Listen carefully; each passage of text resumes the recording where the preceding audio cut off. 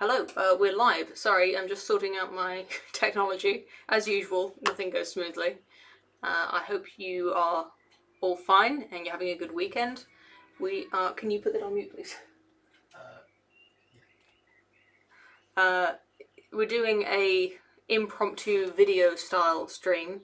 I'll be reading the chat.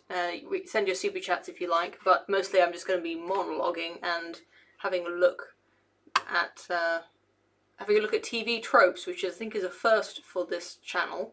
But I find it to be an interesting source of information on all things anime, TV, film, etc. And I somehow randomly today had the thought about the female mechanic trope, the girly mechanic that is not really frequently but occasionally seen in TV, anime, film, and I was kind of interested in looking at it from the perspective of a female engineer, but also someone who's just interested in gender norms and in media. So that's what we're going to be doing today, and I think we should just get right into it. So I'm just going to try and... okay. The wrench wench is the TV trope's name for it. Wrench being the American word for spanner, but we also use the word wrench sometimes. To give it an introduction, I'll read a quote from Firefly, which is a show that I liked when I was a teenager, and I haven't watched it recently, but I would say I still like it. This is Simon Tam, who's the love interest of Kaylee, who is the wrench wench of Firefly.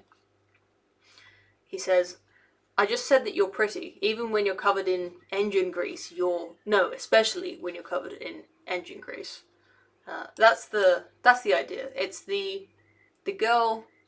If you haven't seen anything with a wrench wench in, it's a female character who is usually a mechanic on industrial scale machines, cars, spaceships, boats, anything that's heavy machinery. She's not usually a CAD technician like me, but it's not very interesting to see someone working on a computer, so you don't really see the female engineer behind the desk, which is what I do most of the time. I do occasionally use a spanner or wrench. I've just realised that this is a little bit off screen. You can't quite see Winry there. Okay, there she is.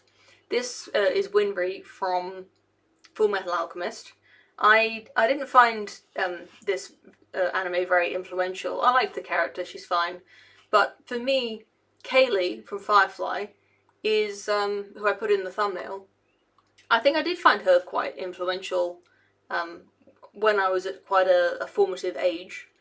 And I just wanted to discuss this trope as I guess kind of a doorway into talking about tomboys and femininity and just the typical or maybe atypical relationship that the girls have with their gender sometimes. I've talked about this on my channel before.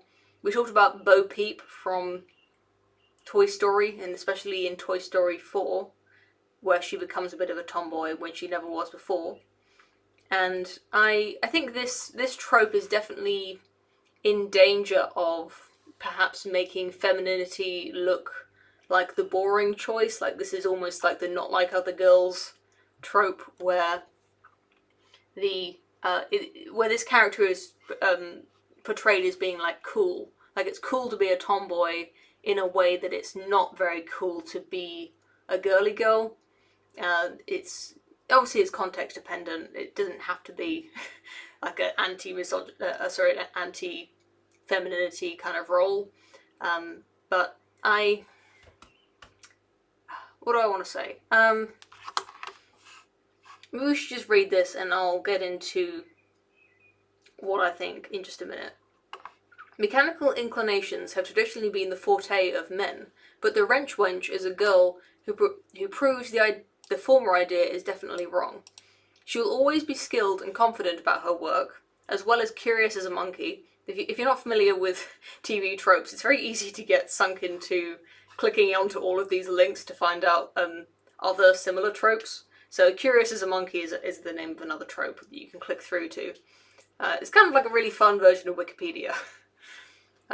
She's curious as a monkey in the presence of new and interesting machines, or constantly curious if inspection is impossible. She is usually self-confident enough not to need a beautiful all along plot, but will probably have at least one cleans up nicely moment, even though she's often an unkempt beauty anyway. Yeah, so this trope, the characters that I've managed to think of with the help... Gadget from what? Chippendale. No, sorry. Yeah, Chippendale. I expect we'll, if I go to comic books, we can find that. But the girl usually dresses like a tomboy. She's like very practically dressed, heavy gloves, overalls, and my favourite part of the trope is like the little bit of engine grease like smudged on the cheek. I find quite endearing. As an aesthetic choice, which is reflected in my own choice of clothing, I have a preference, not like a sexual preference, but I find it very cute when girls wear like comfy clothes, like pajamas, or also just like baggy clothes or like boy-like clothes. Not like really manly stuff, although that's cute as well. But I like cross-dressing women, you could say. Yeah, so it's an interesting trope because it is kind of consistent. The examples that I can think of anyway, where the girl is quite like feminine and cute. She dresses very practically, but she's definitely not. She's not masculine in her demeanor. She usually likes engines and the curious. And all of this description is actually very good. Usually get very almost like girlishly excited about machinery and about engineering, so that it's quite an endearing juxtaposition. But it's a remarkably consistent trait that that the girl is, she's feisty and can stand up for herself, but also still cute. It's very much like a cute trope. She's not the kind of girl who's likely to be like really menacing or aggressive. Although that it can come out that way. This is so the blacksmith or Miss Fix-It. I don't know. Yeah, I'll resist the temptation to click through to all of these. But as my husband just mentioned, I've never watched Chippendale, but apparently that's the earliest version he can think of this trope, which is, I'm just trying to find, like, is it just called television then? Live action television. I should have found this ahead of time. Where's like cartoons? They're in animation, right? Yeah, there's only films animated, live action TV. Am I going crazy? We're advertising anime and manga, Asian animation, comic books, fan works, films animated, films live action, literature, live action TV, music, roleplay, tabletop games, theatre, toys, video games, web comics, web original, Western animation. It's called Western animation. No wonder I couldn't see it. Okay. Smart gal Gretchen Grundler. No, I think Recess, that doesn't count. That's not a true wrench wench. That's just she's just smart. Transformers Prime, never seen that. Oban Star Racers, I never heard of that. G.I. Joe, I'll take your word for it. Star Wars Clone Wars, never seen it. Star Wars Rebels, never seen it. What I'm looking for, Gadget Hack Wrench. That's a brilliant name. But that's not from, I thought the name, I thought that must be her, but, it is Chippendale. Okay, so, Chip N. Dale is a cartoon I've never seen, but there's this character, and there she is. I can't find a picture of her on her own. I'm not going to try. This character here, she wears these, like, purple overalls, and she's got this, like, tiny waistline. That's probably one of my favourite, tropes of the, like the grease on the cheek that I mentioned before. Like, the overalls I find very cute on this Trope character, and especially the because it's a very masculine garment, but if you just cinch it in at the waist, it becomes a very cute garment. Like, it becomes very feminine and sweet, and you get the best of both worlds. Also, the goggles on the head, very, very much part of the Trope. Not surprisingly, not many of the examples that I put in the thumbnail have the goggles. I never use goggles at work, by the way.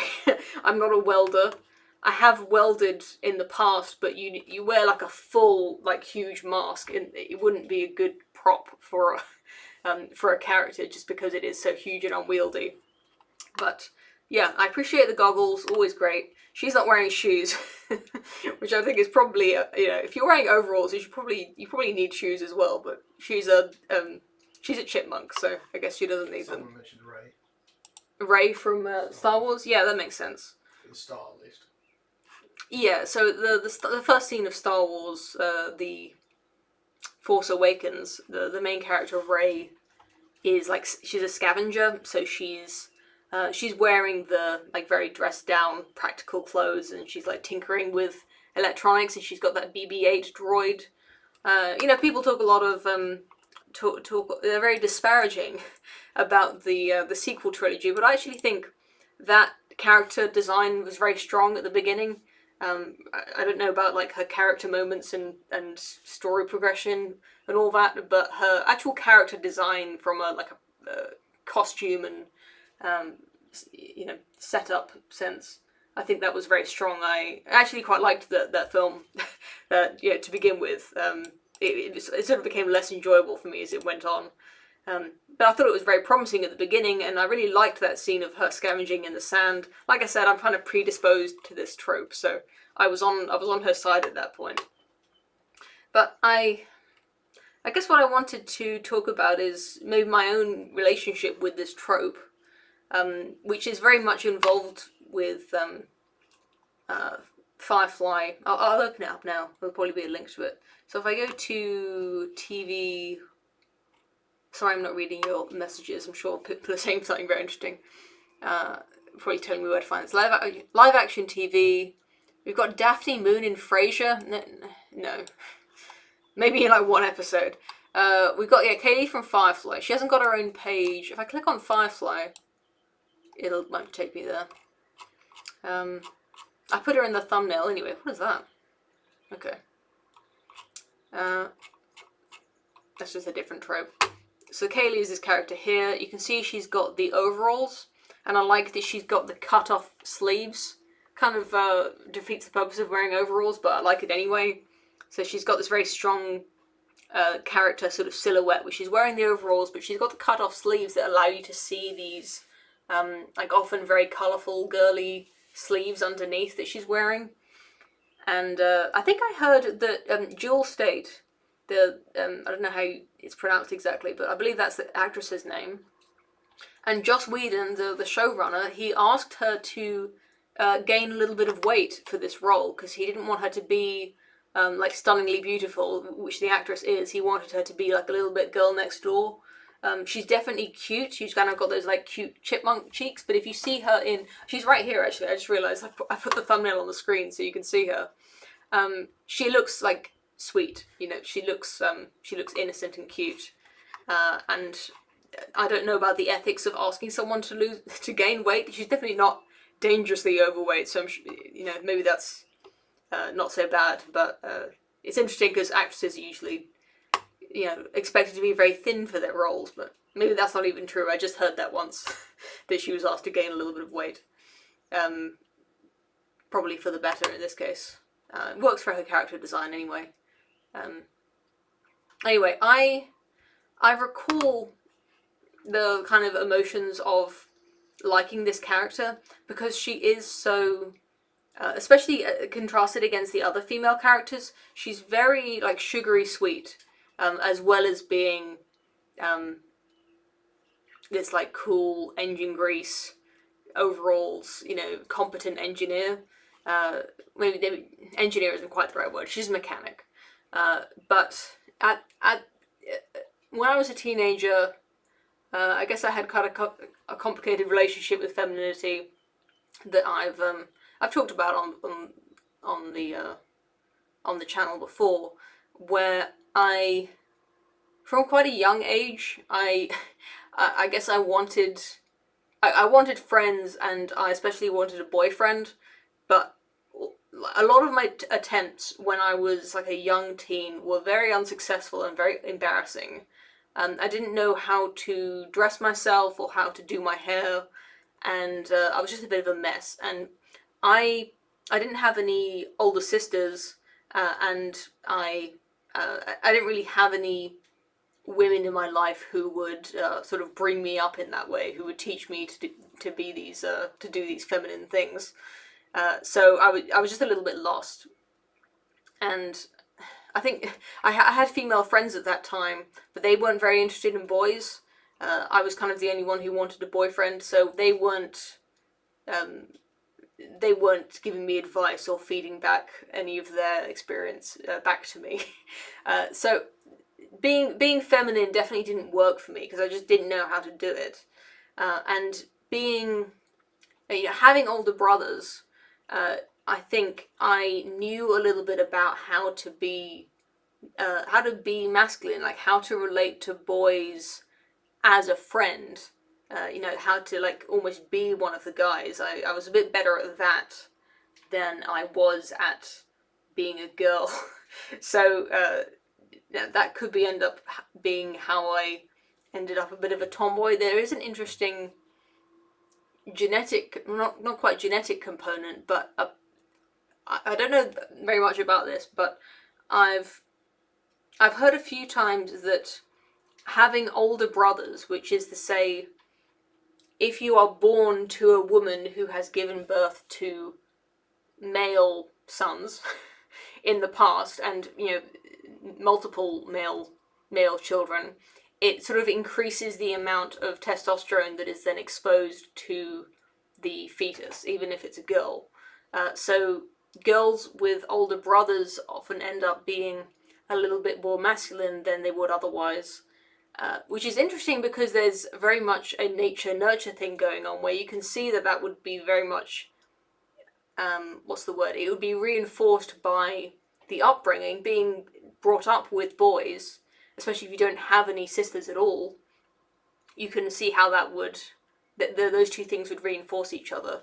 But either way, if you want to believe it's nurture or nature, it ends up being the same thing, which is that you get a kind of you get a tomboy girl, and all of that is to say that when I saw characters like Kaylee on Firefly, I found that kind of encouraging in a way to have a character who was a girl. She's very feminine. She's not sort of rejecting that femininity, but she's she's interested in these boy things. She's interested in engines and technology, and that is not, and the fact that she is still attractive, that she has this very competent young man, Simon, in the show.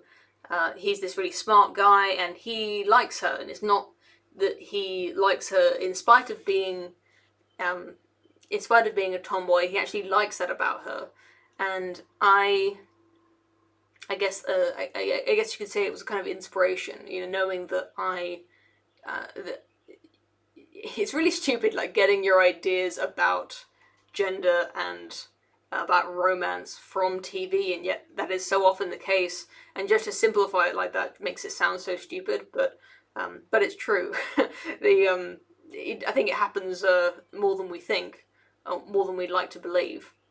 That we have these TV shows and these films that we watch in our formative years, and the media becomes the culture, and the culture informs our sort of gender identity and and our sexuality, to some extent. And that's not a really popular idea.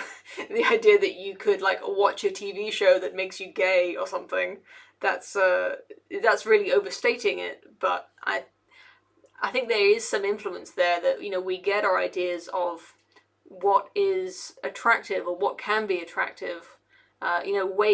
We get ideas for ways to be, or things that we can be, from TV to some extent. Especially, like I said, in those years where you're, I think preteens and young teens especially, they're just figuring out what kind of young person they want to be, what kind of adult they want to be. And for me, it was a few things, but among other things, it was Firefly and Kaylee, and I thought that embracing these male interests would help me to relate to boys and men in a kind of non-threatening way. And it was the thing is that if you I'm not the first person to figure out that if you approach romance from like an oblique angle, pretend like you're not trying to get a boyfriend, and when you fail to get one, it'll be a lot less embarrassing, and you can. This is how people end up in the friend zone, because it's very embarrassing to approach someone that you like and just to say, I like you, like, will you be my girlfriend, boyfriend, whatever. It's much easier to just come in on the sly and, start talking to them about video games. And then it becomes easier to, just to start relating to someone. And that actually worked really well for me, getting into sort of nerdy hobbies like video games and science fiction like Firefly, and in the end, getting interested in that stuff. I started liking video games as a teenager, in a genuine way, but also because that's what boys my age liked. It's embarrassing to say that now, but it did actually help me meet the man who would one day become my husband, who's now sitting behind me playing a video game. We met in a games shop, so I think it worked out pretty well. And I became an engineer, which is a pretty cool, job to have. It's it definitely pays well. It's a good industry to be in at the moment. There's always companies looking for engineers, so I think it's not a bad thing anyway, is what I'm saying. The trope, I'm coming right round to the wrench wench trope. Even if I didn't end up literally becoming a mechanic like Kaylee or like Winry or Gadget from Chip and Dale, I still liked the idea of being like that, and so that people often overstate the importance of role models, in the sense that these days we're always hearing about representation, right? So you need to be able to see a woman doing this, or someone of your ethnicity doing this or that, or a certain kind of disability. We need to see positive versions of all of these people in order to encourage the youth to explore, to know that it's okay to be like that. And I think it's interesting, because I think there is some truth to that, and yet it's, I kind of think, recently I've been thinking about tradition a lot. Sorry, I'm just going to take a sip of this because it's gonna go cold. I'm going to read some of your chats. Oh, thank you. I just got a super chat. That was a lucky time to click on the chat. For $5, I've got, I don't know how to say that, Parisia. It's interesting that often feminists put status on masculine behaviors, and then women see women acting manly as praiseworthy. Do you notice this? Yeah, exactly. That's kind of what I wanted to come to now, is this idea that being feminine is, it's kind of taken for granted that women are feminine, or that they act feminine. Feminists kind of presuppose that oh, sorry, that's my Twitter feed. Whoops. That this is, feminists presuppose that being feminine is celebrated enough already, and that therefore we need to celebrate what is not being celebrated, which is, you know, the other ways that women can be, you know, the tomboys, or the, you know, the female girl boss CEO, whatever, that we need to show these kinds of female characters so that girls will have both, they'll have a choice, you know, so that they can decide how feminine they want to be. They'll have a positive opinion of both feminine characters and, you know, more masculine female characters. But what ends up happening, either by intention or accidentally, I don't know, is that we end up sort of overcorrecting, where to the point where we don't get Barbie, we don't get feminine Barbie, or you know, stay-at-home housewives, and we don't get these positive feminine characters anymore, or as much. We get a lot more of these, like, oh, she's cool because she has these male traits. You know, it's cool that she's acting masculine, that she's rejecting femininity, and you know, women who swear, and women who maybe not dress like men. There seems to be like the outfits are, and like physical appearance seem to be one of the few ways that women can still be, they still often are feminine, while they are still being, they're still acting more masculine. And it's it's a big deal at the moment. I think feminists don't really know what to do with themselves, because they often end up denigrating female activities, female roles, either accidentally or on purpose. Sorry, I'll just go back to the wrench wench, so we're staying on our topic here. Where being a housewife is no longer celebrated, because that's seen as a submissive role. It's seen as holding no power. You know, it's not shown as being interesting or stimulating or important, which I think is just completely backwards. So the feminists are trying to free women from this this role in society that they don't like, or they don't think is important or powerful enough, when it's I just think that's a huge that's hugely disparaging to women who actually are pursuing this. You know, this is their life. I think they're just they're throwing all the women who've done this with their life under the bus, and just, you know, casting this off as, oh, isn't that a boring way to spend your life? Or you just want to get married and have children, and you just want to, you know, clean the house and make cookies. Like, that's so boring. Don't you want to be a wrench wench? Don't you want to, like, work on an engine?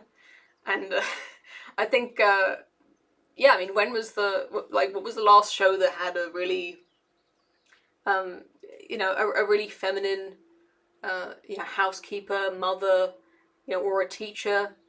I'm sure there are examples, right? I'm not saying there's none, but it's seen as being a lot more interesting to have a female character who, you know, who's interested in, you know, some male activity, or she's like a badass with a big sword or a gun.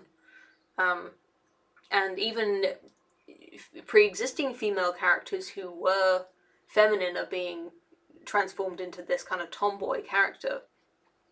And to bring this like full circle, to complete the story of my life, as it were. Sorry, just a sec. Sorry, I really want to finish this drink, because I'm spent a lot of effort making it, and it's gonna go cold. The thing is, what I was saying about my about myself, about femininity and growing up, it's true that I might have been exposed to more testosterone as a fetus, or I could have had a boost of testosterone as a, you know, when I was going through puberty or something. I don't know, but that seems to be one compelling theory about me. You know, I've talked about this before, but just to, if you're not convinced, I you know, I have a slightly deeper voice than some women. I have like a, you know, slightly broader shoulders and like a very a very prominent jawbone for a young lady. You know, same with my you know, I try to disguise it as much as possible with my like hairstyles and stuff. But people often, I don't want to say often, but there's a certain kind of comment I get on my videos where someone is either accusing me of being trans, as in someone who's born male, or they are genuinely like shocked to find out that I'm not trans.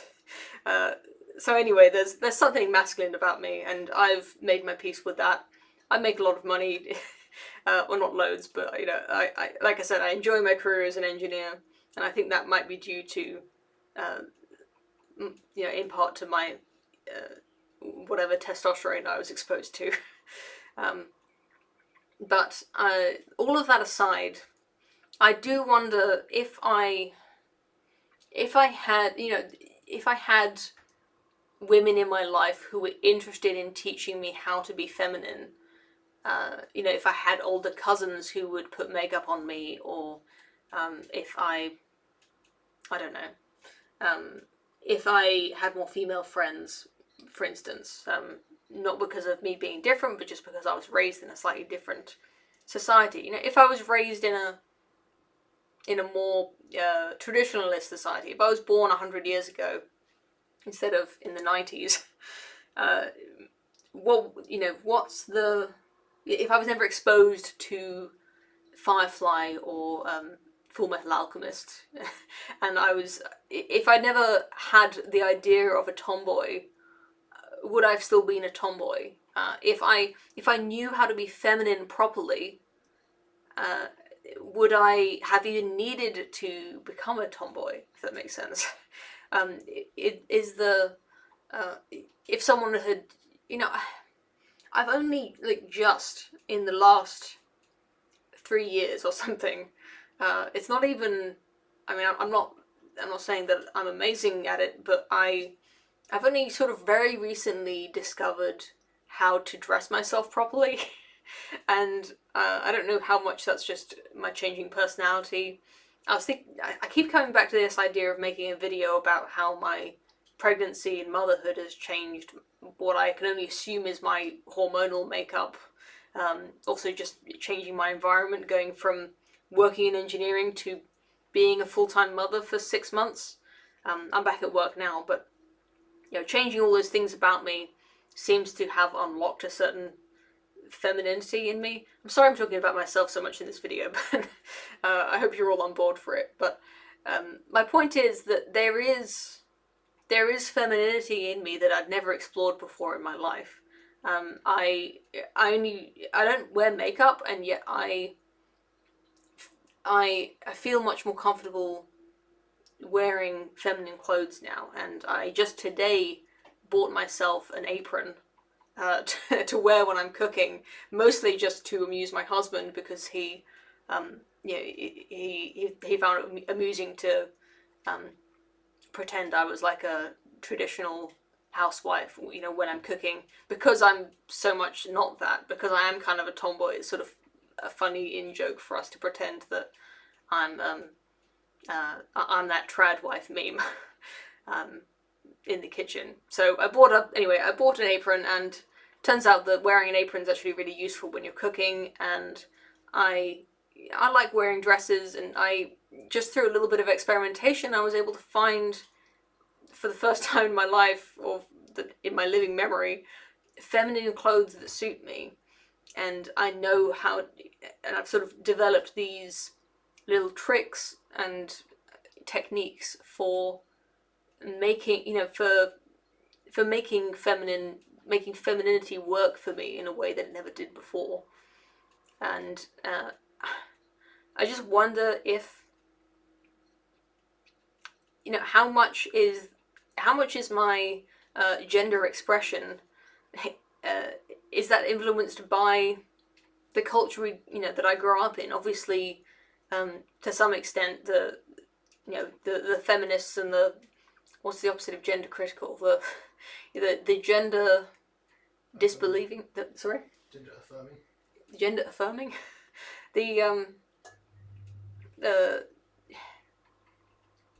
the people who are the gender performativity philosophers, those who consider gender to be the only our actions, like how we, what's the word, portray ourselves, how we dress ourselves up, how we behave, our mannerisms, our figures of speech and our body language, all of these things that add up to make your gender, other than your actual biology, which is your sex. The modern philosophy of the difference between sex and gender usually has to do with, what your biological essential blueprints versus your behavior. So that's your sex versus your gender. Anyway, all of that is to say that in some cultures, in a different time, in a different place, men used to wear dresses, men used to wear high heels, men used to wear makeup, men used to wear wigs. There's a lot of ways that gender has changed. It's only, I want to say, about 500 years ago that trousers as a garment were invented. Maybe it was a bit longer than that, but that kind of blows my mind that the people were just wearing basically robes for a lot of, I don't want to say history, like history and prehistory. Trousers just weren't really worn that much, I guess. I'm sure someone in the chat is saying I'm completely wrong about that, but the point is that obviously the clothes that each sex wears and the ways they're expected to behave do change with time and with place. There's not like a garment that is intrinsically feminine or intrinsically masculine necessarily. Kind of, maybe there is some biological, use for having women's clothes having a tight waist, that sort of thing. Men's clothes making them look taller, for instance. I'm just giving theoretical examples. I don't know if this is necessarily the case. But how did I get around to this point? My point is, being a tomboy, being a wrench wench, being a female engineer, is the product of the TV shows I watched as a child and as a teenager, to some extent, I think. And if I didn't have any influences like that, if I grew up in a pre-TV, pre-internet age where the only people I ever met were the 200 people who lived in my village, I'm just, imagining the tiny, well, I do live in a village, but the pre-industrial revolution, you probably wouldn't even meet that many people in your life. You'd meet the people who lived in your village and like a few people who happened to be passing by every year. And so your access to the different ways of being would be much more restricted. And I can't imagine that I might have just ended up being the same as every other girl in my village. But, not identical. There's still room for personality, but in terms of gender expression and career choice, I mean, to the extent that that was even a possibility in that kind of economy, I expected that I would have ended up going down the path that was traditionally female, and I probably would have been happy doing it. What I was trying to say earlier about being a mother is that I actually do quite enjoy cooking. I don't say I like cleaning. I mean, I do like cleaning in the sense that it's satisfying to have cleaned something, in the same way that it is satisfying to have designed a mechanical widget. My drink is going cold, just as I feared it would. Anyway, I'm not saying those things are identical, but that's pretty much my point anyway. When we see things on TV, these characters, you know, no one TV show can possibly be, you know, given all the responsibility for any cultural trend, you know, but it all adds up, right? The TV and books and celebrities that are popular in a certain time and place end up making that culture, if that makes sense. That is the cultural canon. You know, that means like Ross and Rachel from Friends for people who are my age. It means all of the thousands of memes, literally the internet memes, but also the more general meaning of meme, in the sense of any idea, any character who most people in a culture can recognize, and they know a few things about them. These all add up to, you know, the ideas that we have about gender roles and about everything. And if I guess I'm just kind of interested in how that relates to our gender, our ideas about gender. You know, we look to these role models to find what is the best way of being, and it's not really a secret that one of the biggest questions for, especially for young people, I mean, you know, people who are not married, who are single, the one question that you might ask, you know, is how can I act in a way that would attract the kind of person I would like to attract? You get these ideas of what kind of person you would like to eventually be married to, or that you'd like to be with, and those, by the way, are also informed by the cultural canon.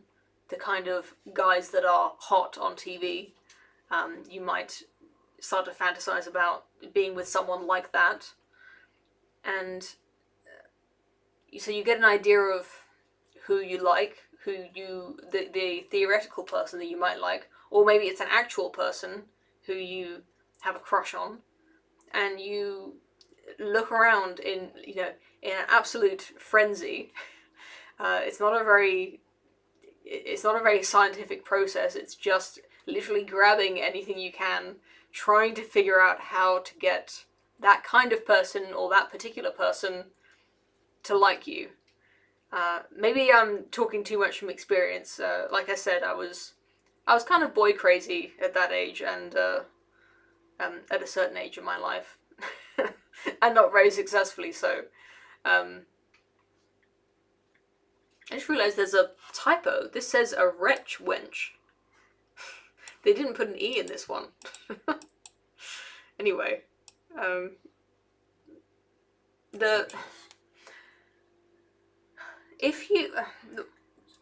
really I came up with the I thought over what I was going to say in this stream earlier, and what I want to ask to close up this subject before we get to some of your super chats, etc. Oh, we just got some super chats, great. Now I really have to remember this. Wait a sec, I'm going to drink this and try to remember what it was I was going to say.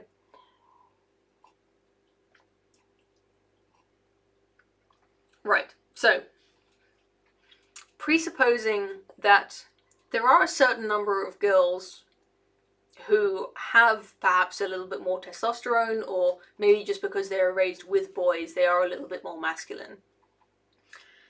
If you show in a TV show or a book, or as a person, as a role model, a successful version of a tomboy, a girl who has successfully incorporated that part of herself, these masculine interests, these this way of dressing, to show her being successful in doing that, and being charming and being attractive to other people, then that can be a relief for people like me. And I'm talking about tomboys, but you can think about this with any trend. You can think it's just the opposite think of it the other way around. Think of the kind of slightly more effeminate man, not necessarily a gay man, but a man who's just not a boy, let's say, who's not interested in really manly things, not interested in sport or, hunting is a very extreme example. In certain places in America, boys are expected to hunt, to kill an animal. Some young, slightly more sensitive boys aren't interested in doing that like I said, as an extreme example. So you get these young men who are not interested in football. Probably a lot of people watching this can relate. Not interested in the typically male interests, and what can you do? Okay, if there are no role models for someone like that, if they've never met a person who doesn't conform to the gender norms in that way, that can be isolating. In an extreme example, let's use the hunting example, just because I remember hearing a quite moving story about such a boy whose father took him hunting, and he wasn't enjoying it at all. He didn't want to kill an animal, and he didn't like it. Anyway, if such a young man has never heard of a man reacting in that way, it's considered completely, a very odd behavior, and definitely not worthy of admiration. That can be a very isolating feeling, and you can imagine that being quite upsetting. It might perpetuate through his lifetime, feeling very inadequate, perhaps not getting respect from his father that he'd like, that sort of thing. And it's natural to empathize with that kind of feeling, I think. But you can also imagine that with the social pressure to become more manly, such a young man, such a boy, might force himself to conform to society standards. And I think this is an interesting question, because all human traits are on a bell curve where most people are normal, some people are extreme in one direction, and some people are extreme in another direction. And you can think of this not just for masculinity and femininity, but every single, composing part of every trait that composes our idea of what femininity and masculinity is can be plotted on this bell curve, where someone's not just masculine or feminine, they can, a young man, any kind of man, he might be very uninterested in sports. That's something that we consider masculine, being interested in sports. But he might be extremely interested in video games, which is another thing that we think of as masculine. So you can be the extreme of, both ends of two different components of masculinity. That's my very basic summary of gender theory. But what am I saying? The fact is that we have these ideas of masculinity and femininity, and it's also goes for any expectation on a person in society. We have these expectations for how to behave, and some of those feel arbitrary, especially if they're gender specific or specific to your class that you're born into, something that you can't control. It feels very arbitrary and very unfair to be held to standards that you don't want to put on yourself or that you can't conform to. So for these people who fall on the extreme ends of the bell curve, who can't conform or do not want to conform to these standards, it's very tyrannical. But I what ends up happening is that I think we kind of, in the media, in the cultural canon, as I've been talking about, we end up sort of romanticizing this outlier. It becomes an interesting story. You put a female mechanic in your story because that's interesting and that's cool. A girl like this, a wrench wench, how many girls is that really representing? Maybe only 1 in 1,000 would naturally become would be temperamentally temperamental-lerily would be predisposed to be someone like this. But we have this trope, we have this archetype, almost like a sub-archetype, this sub-genre of a human that becomes really interesting to see on the screen, and it's something that we can kind of cling on to. And I think what happens is that we get more girls who are going to be interested in that, and they're going to be brought further away from this, huge bell curve of women who would enjoy being housewives, perhaps, in another time, in another place, if they had to, if they were, in a more tyrannical, culturally tyrannical society that expected them to become housewives, they would probably enjoy that lifestyle. I'm talking about, like, I think probably 90% of women at least would enjoy that life if that's what was expected of them, that's what they were trained for, that they were taught how to be good at it, and they were living within a system that then rewarded their husbands for treating them properly. I don't want to get into all of this, but I think most women would enjoy being feminine if they could do it properly, if that makes sense. If you teach women to be feminine successfully, if they can do it well, most women would probably enjoy it. They would, there's a reason that we have these constellation of traits that make up what we call femininity. It's not just arbitrary. They didn't make them up one day and just say pink is girly and blue is boy-y, masculine. In that case, it is pretty arbitrary, and that probably is, pretty much just made up. Maybe it's not, I don't know. But for most traits that we associate with the gender, it's not arbitrary, and it probably is somewhat based on biological differences to some extent. Maybe a few degrees removed. It's a downstream effect of a biological change, a biological difference, that ends up making boys different from girls. What am I saying?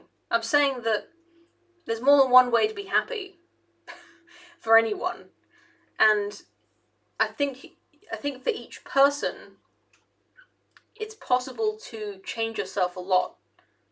If you, over the years, your habits and your personality, they can change, and it's often considered tyrannical for the culture to expect people to change and to ask them to change. That's very much frowned on because it's seen as very arbitrary, especially in the case of gender expression and sexuality, and that's probably justified. Like I said, I think there probably are a small number of people who just will never fit. No matter how much you try and ram a square peg into a round hole, some square pegs are just too square, and they won't fit no matter how hard you make them try, and that person's just doomed to be miserable. But I think at the moment our culture makes the mistake of making that outlier the norm, to design the system for the outlier, I think does a disservice to the vast majority of people who either do conform to these standards, they do, or they could conform if they were taught to do it properly and if they were expected to do it properly. And I'm saying it out loud, and I know what I sound like. I know I sound like way too tyrannical. Like everyone should just conform. But I think we're in serious trouble at the moment because there are no standards. I think we're in a situation where the standards are just slipping. Because if we can find one person for whom the standards are unfair, we presume that the standards are wrong. That's what I'm saying, and I think I've hit the nail on the head as much as I can. I hope that path from the wrench wench to where I've got to isn't too convoluted, but I'm just gonna have a quick look at the live chat, etc. If I just get rid of this, okay, good. I don't want you to see my my weird delayed what I'm seeing basically, which is my own stream but 5 seconds behind. That would just be too confusing for you. Okay. If you want me to read your comment and you don't want to spend money on a super chat, just press @PoThePerson. Just type @PoThePerson, and it becomes orange and highlighted on my screen. I'm just going to show you, like, some people just don't get this, no matter how many times I say it. You see here, this stop the philosophical zombies sent a message. He started the message with @PoThePerson, and it's highlighted orange. So it's easy for me when I'm scrolling past to see all the people who said my name. Sorry, I'm not mad at you. I'm just a little wired. Okay, let's get rid of that. This is just an article I was reading earlier. Never mind. So let's just quickly read through the super chats, and then maybe I'll hit up some questions or messages if you want to send them right now. I'll get to them in a minute. Okay.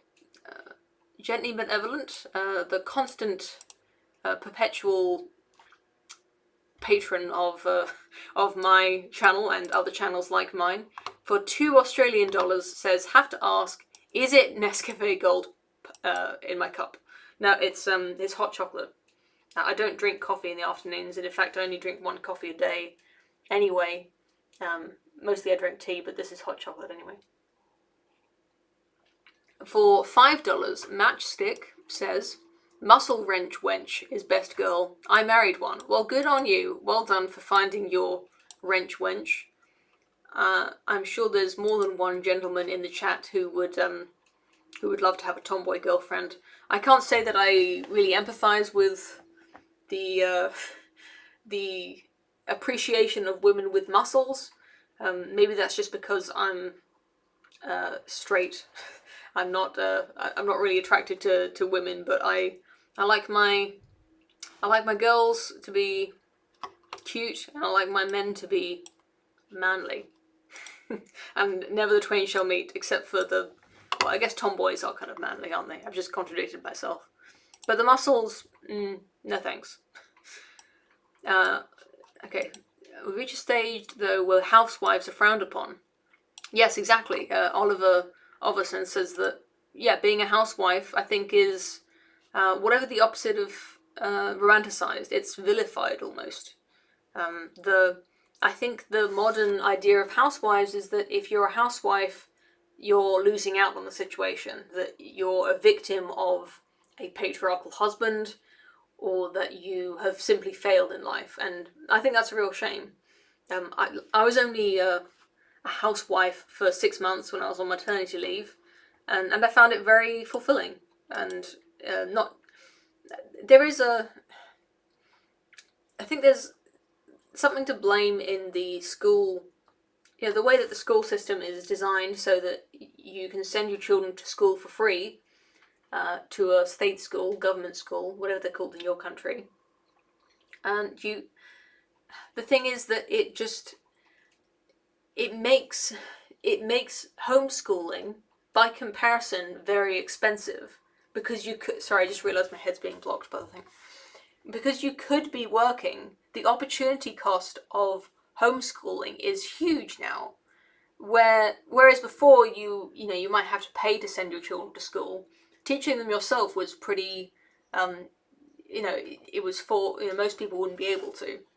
I won't, maybe I'm sounding very historically illiterate. I'm not, I wouldn't like to name a specific period in history because I'm not sure myself, but the point is that homeschooling your kids isn't really a modern option. It's not something that women do much, and so if you're at home when your kids are at school, with all of the modern conveniences, you probably struggle to fill the day with work, and you'd probably spend a lot of the day doing other things, which I think is, people see that as lazy or self-indulgent. When your husband is at work, it seems like you are probably not pulling your weight. But anyway, I think for a woman who has lots of children, certainly the day could probably be much fuller than taking care of children. It's harder than going to work most days for me. So the housewives who take care of the children, who take care of their children full time, who don't send their kids to school, are indeed working very hard, I believe, whether their kids are school age or not. Sorry, that was a long answer for that. No, it's not Nescafe. It's hot chocolate. It's Cadbury hot chocolate powder with 1 teaspoon of cocoa. I don't like how sweet they make hot chocolate, so I mix my hot chocolate powder with cocoa. That's a pro tip for anyone like me who thinks the hot chocolate is too sweet. The culture should probably standardization, but not actively punish deviation. Yeah, I like that. Yeah, it should incentivize conforming to standards, but not vilify falling outside of the standards. As a one-sentence policy goes, that's not bad. Often cultural disapproval is punishment enough for those who are truly different. Yeah, truly different is maybe a good summary of what I was trying to describe. Gendered colours were flipped in the early 1920s. Pink used to be for boys and blue for girls. Yes, I have heard that before, which is why I corrected myself when I stated that. I just like women that are smarter than me. Is that such a bad thing? I think that's probably not a great recipe for a long-term relationship, but I can understand the appeal. As someone who's married to someone smarter than me, I can tell you it's probably better than the alternative, but it's not always fun. If you're married to someone who knows they're smarter than you, it can be a bit tiresome sometimes. A competent woman is very attractive. Sabine Schmidt is a classic example of this. She was a race car driver. Okay, that reminds me of a message I got on Twitter when I posted this. When I posted the URL for the stream, I got an interesting response not from Scott Adams, but somebody quoted Scott Adams, the author of Dilbert. Let's see if I can find it. It was good. I said that I would read it on the stream.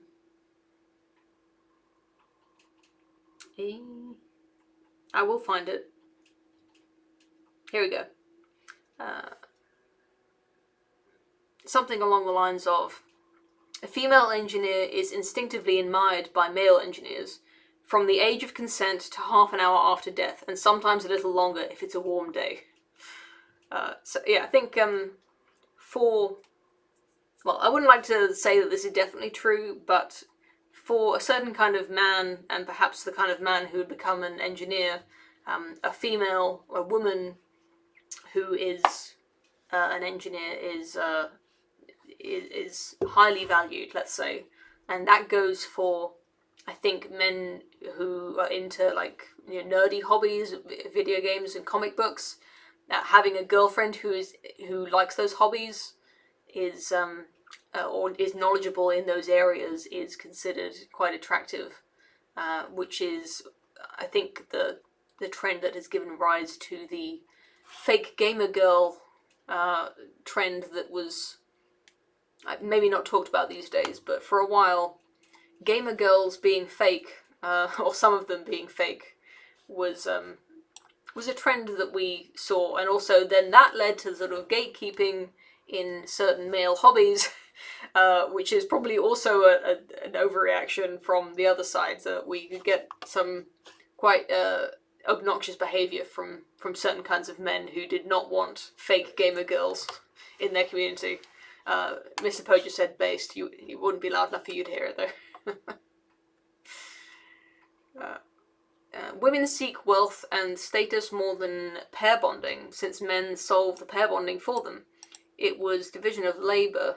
Modernity and welfare has made most men useless to women. I think that's perhaps going too far, but more or less correct. Not too into muscles for girls as a bi-male either, but I gotta say, featherweight MMA fighter Thug Rose is very, very sexy. Yeah, I think, this picture of Winry that I've got here kind of exemplifies that, like, featherweight, I think the word is svelte, like the, muscular, skinny woman. I can appreciate that kind of form. Poe, do you think women are less free to be tomboys now when they might be encouraged to believe they need a gender transition? Yeah, perhaps. I wouldn't say that for sure, but we certainly are seeing a lot of girls who are transitioning. I don't know, instinctively, people often assume that these girls who are transitioning to be boys would otherwise have been tomboys, but I don't think that's necessarily true. Tomboys, from my experience, I don't know this for sure, but tomboys often present as tomboyish from a very early age, whereas this trend we're seeing of teenage girls transitioning to using hormones to being non-binary or being male, they tend to be very feminine up to the point where they want to transition, and that's quite interesting. It's to be maybe a little bit too what's the word? This stream's been going on for too long. My brain is fried. To maybe overstate the point. The girls who are transitioning now are similar in demographic to the girls who would have had an eating disorder 10 years ago, when that was a big problem for girls. When that was that was a very visible problem among girls, where there were not like loads and loads, but there was a significant minority of very neurotic, anxious girls who were really destroying themselves with anorexia and bulimia.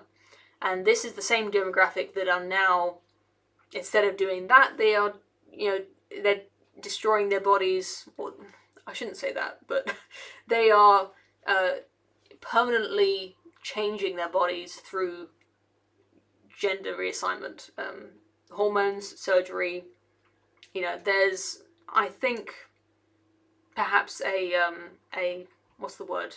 Self-destructive tendency going on in both cases, but tomboys, I don't know. I think maybe it could be tomboys. There is certainly an obvious logical step there, and as I said in a video about this, I did wonder whether me being a tomboy, I might have fallen into this demographic when I was that age, if I'd been born like 20 years or 10 years later than I was.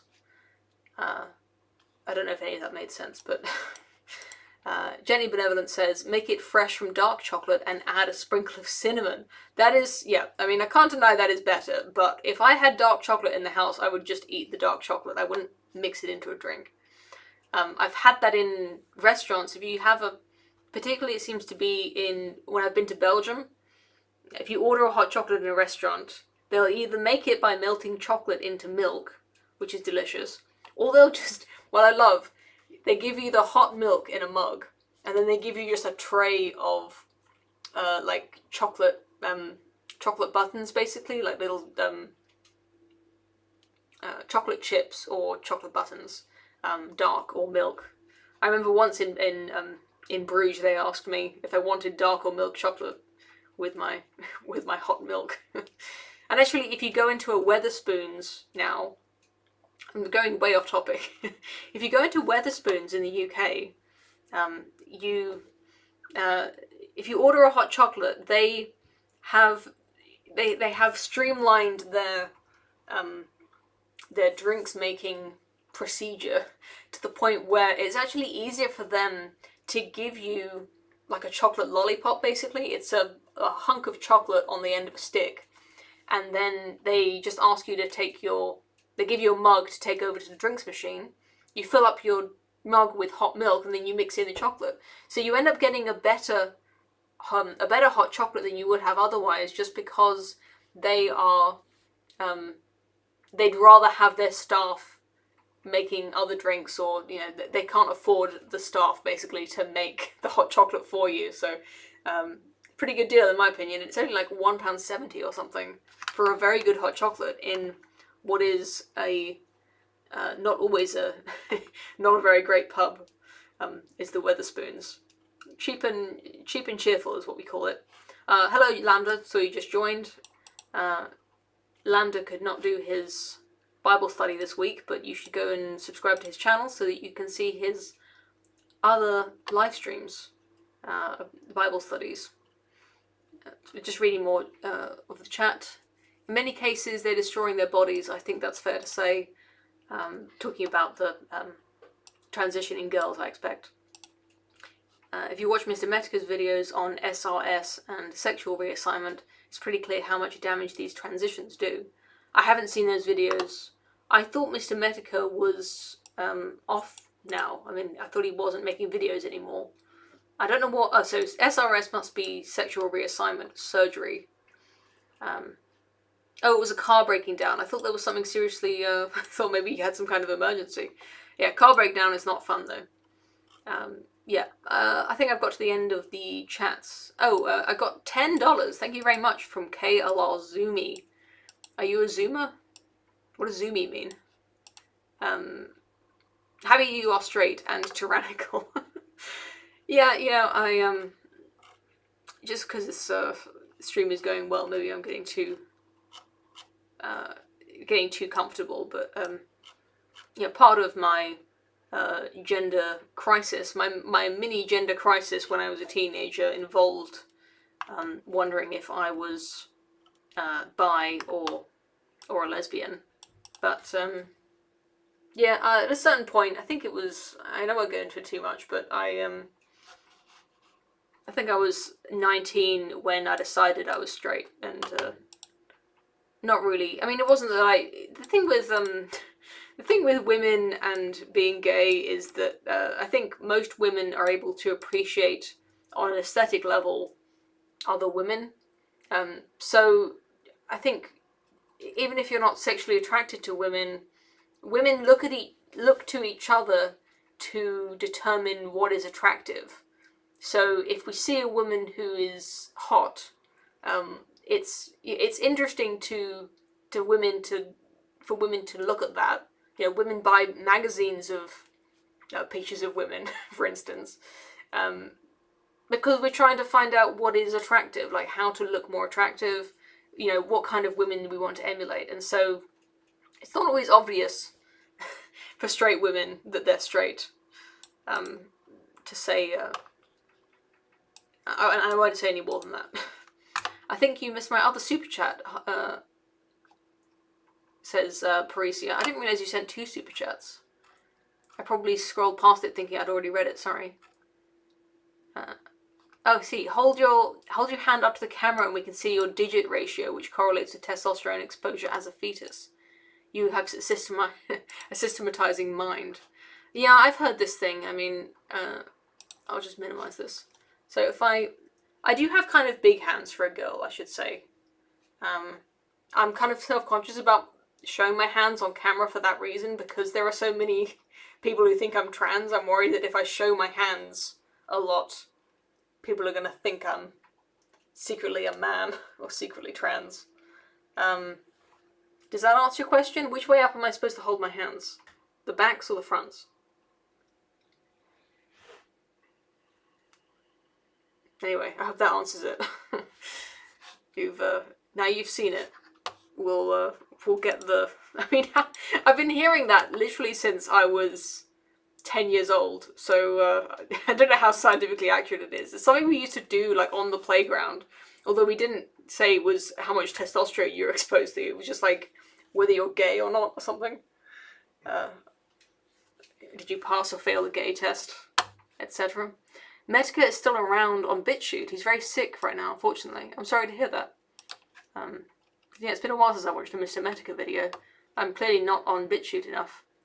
Mr. Gently Benevolent for $5 says, since we're on gender roles, etc., where does the anime pipeline fit in to all this, Poe? Also, Lambda has a great channel. Oh, well, you're getting plugged all from every direction, Lambda. Yeah, the anime pipeline. I think being interested in anime is a very, we have this expression at the moment, being very online, and I think being interested in either video games or anime, usually both, often leads people to having a very online life, meaning that you start making friends on the internet and being very involved in internet subcultures, which, like I said before, it exposes you to a whole new community of people who in a pre-internet time, you never would have been in contact with these people. And you get these, like, ultra-specific, like, sub-genre fans. What am I saying? Like, subcultures, And the trans subculture is real. If you go on Twitter at all, you'll see, like, thousands of, pronouns in the bio, trans rights activists, anime profile picture accounts.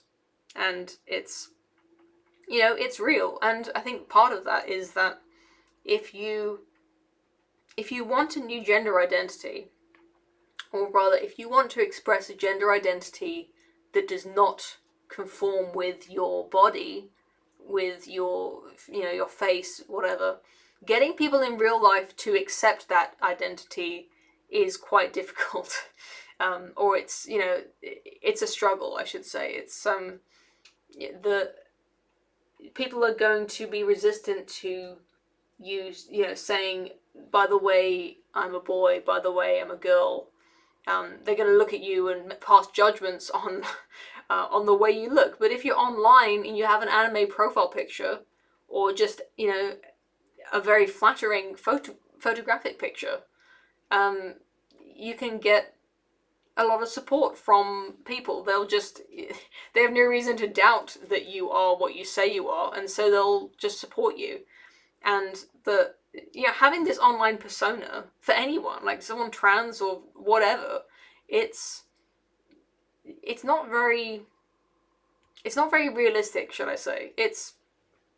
You can be anyone you want to be, because these people don't have to actually see you in real life. They don't pass judgment on how you act in general. I'm struggling to come up with examples, but let's just use the example of an online girlfriend, say. So if you have an online girlfriend, in a way, you get some of the benefits of having a girlfriend, in the sense that you have someone to talk to, and you can have that sort of sweet, intimate connection. But the thing about your internet girlfriend is that you don't have to see how she treats waiters.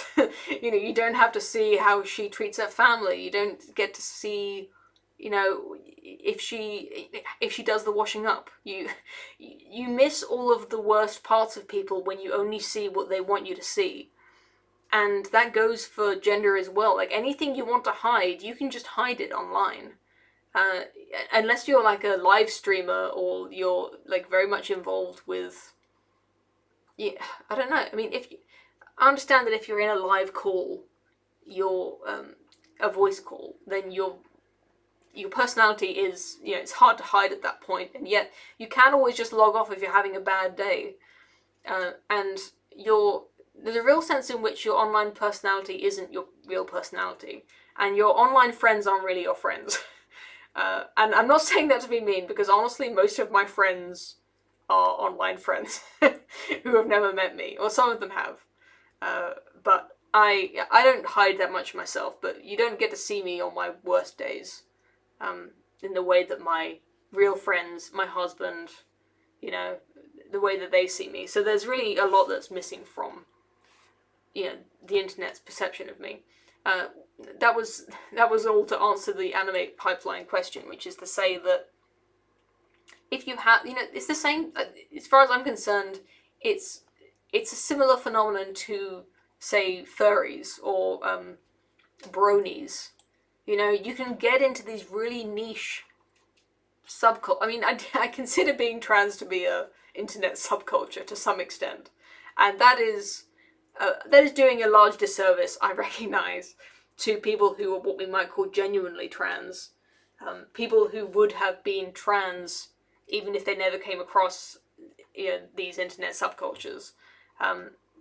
But there does seem to be a heavy, you know, internet connection between, you know, when it comes to being trans. There's a link there. There's a correlation, shall we say. It correlates with being gay and lesbian. I guess they're talking about the hand thing. Paresia, about the fingers. Hormones are important. Google digit ratio on Wikipedia for interesting correlations. I actually did Google that once. People keep, I mean, the thing with the testosterone is that ever since I started doing YouTube and people commented on how systematizing my mind is and how masculine my facial features are, I'm constantly like hearing about testosterone. Someone tried to help me. They were saying like, you're seriously like very manly. Like if you really are a woman, you need to take estrogen because you're way too manly for a woman. Like they were trying to seriously give me advice, like telling me that that hormones would be a good solution for me. Okay, that's we've run out of messages to read. Oh, I guess I haven't actually. There's more. Yeah, more digit ratio messages. Could be similar to men sizing each other up. I don't know if that's entirely sexual. Maybe from, yeah. So I guess this was women checking each other out. Do men do that? Do men look at each other and wonder if they, you know, could I beat that guy up? What do you think?